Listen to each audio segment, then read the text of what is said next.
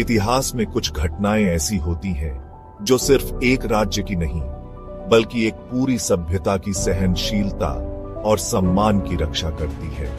ये कहानी है सिंध के वीर राजा दाहर की, जिन्होंने युद्ध के मैदान में अपने प्राणों की आहुति दी और उनकी बेटियों ने अपने पिता के साहस और सम्मान को बचाने के लिए युद्ध का एक नया रूप दिया।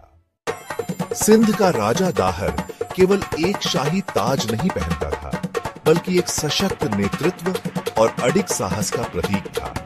वह अपनी प्रजा की रक्षा के लिए किसी भी सीमा तक जा सकता था, परंतु जब विदेशी आक्रमणकारी मोहम्मद बिन कासिम ने सिंध पर आक्रमण किया, तो यह आध्यात्मिक युद्ध केवल राज्य की रक्षा का नहीं था, बल्कि भारत की शान बचाने का था। लेकिन युद्ध के इस मैदान में दाहर को भी किसी न किसी समय हार का सामना करना पड़ा। उनकी तलवारों की चमक, उनका साहस, उनकी इच्छा शक्ति, सब कुछ अंतिम क्षण में टूट गया।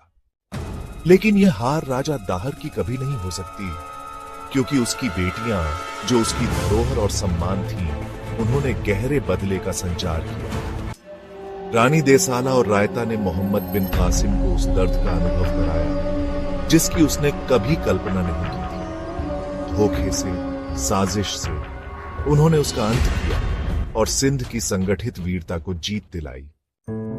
राजा दाहर हार गए, लेकिन उनकी बेटियां जीत गईं। यह केवल एक युद्ध की कहानी नहीं थी, यह एक समाज की सशक्तता और एक पिता की सम्मान की रक्षा की कहानी थी।